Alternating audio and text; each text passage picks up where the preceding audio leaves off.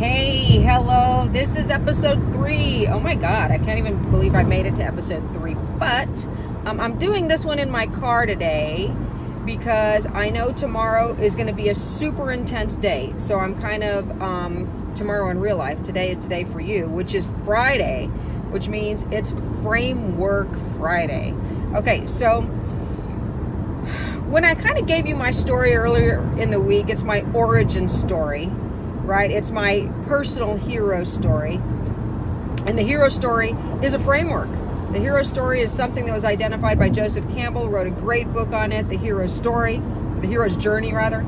And, you know, it made me start thinking about frameworks in general, right? I talked about how, you know, when I was on that flight from Rotterdam to Los Angeles, and I was,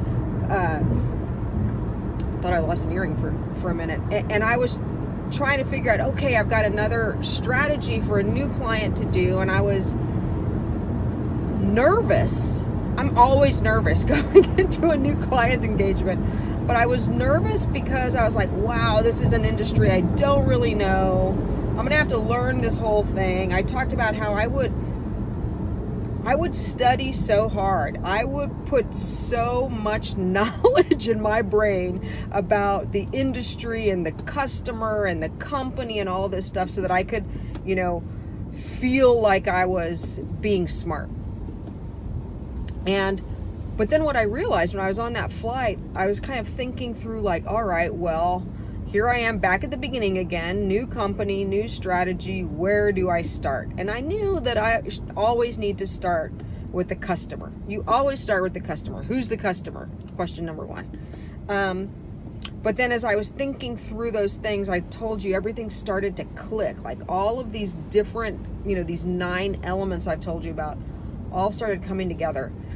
But I think what's really important is the reason they came together and connected as a framework, right? As a framework I could use that time and every single time in the future was because I'd actually studied so many frameworks, right? I talked about how when I was in business school, getting my MBA at USC, go Trojans, even though I'm also a Domer, go Irish, the rare Domer Trojan. I started learning about frameworks for the very first time, and I thought I'd share with you some of the ones that I think are just absolutely fundamental, and they sort of start to kind of glide in to the marketing canvas framework. I think having those in sort of my background allowed me to see like, oh, this clicks in here, this clicks in there, etc., etc. So, first one, since I was talking about story and since I'm always thinking about, well, who's the customer? What is, you know, what are their needs? What are they all about?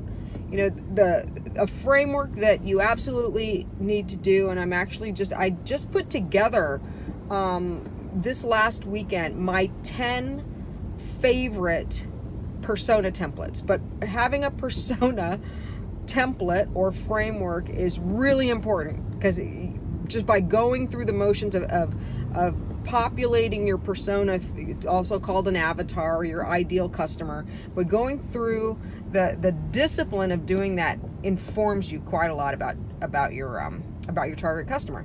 So the persona is one framework that I use all the time, every engagement, and it fits right in to that target customer section on the marketing canvas. Another one, I'm just going to go in no particular order, but another one that I think is just really good and foundational is a landscape analysis, and it's been called the pestle. It's got all of these different, there's different versions of it now, which is not surprising. You know, you come up with a framework and then people riff off of it. But it's one where you look at, like, you know, the political, economic, societal, kind of like, sociology and demographics, PEST, the technological, I'm trying to remember the L. God, I can't remember the L right now. The legal and regulatory. And you go through these, and the competitive environment. So a landscape analysis is really helpful because that lets you look at the big trends, like the big macro trends that are happening in and around an industry. The other thing that I use kind of in lockstep with the landscape analysis is Porter's 5 Forces. Porter's 5 Forces is like, it's simple but genius, right? So what the 5 forces are, it's who are the inputs, right? So who are the suppliers on the one side of this industry? Who are the buyers on the other side? Who are the adjacencies and the complements, right? Like how much are the barriers to entry up high? Do you have switching costs? So there's this other framework called Porter's 5 Forces, and it in the competitive rivalry on the inside. It's just a great tool to use when you're thinking about business. This is even beyond marketing. This is when you're doing business analysis. The customer journey is super critical when you're doing marketing. I mean, customer journeys, understanding the customer journey and the purchase path and the purchase decisions that are made along the way and the key moments is really critical. Trying to think of some other ones that I use all the time. Messaging architecture. I mean, it's almost impossible. People do it all the time. People have, they figure out, this is what I'm going to do on social. This is what I'm going to do, on my ads over here. And this is what I'm doing on my website. And they never actually have stopped to figure out their messaging architecture. So that's another framework that's super critical. And then I've been talking about the story in terms of like, what is the context? What is the conflict? And what is that resolution or the solution that kind of brings it together that aligns with your value proposition? That's another framework.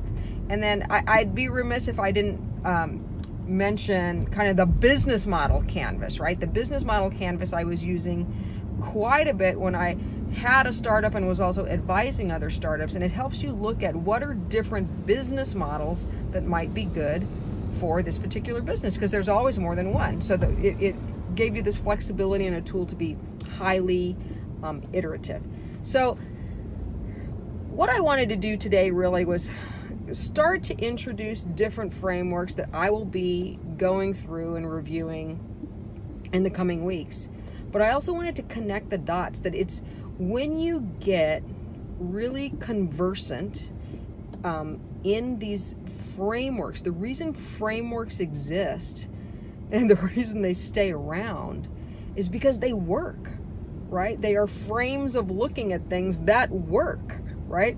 And so what I would encourage everybody to do, and I'm really curious, right? So like, first of all, if you're not familiar and not using frameworks, you have to figure out a couple of frameworks that are appropriate to your business and your function, right? Because I'm sure they exist.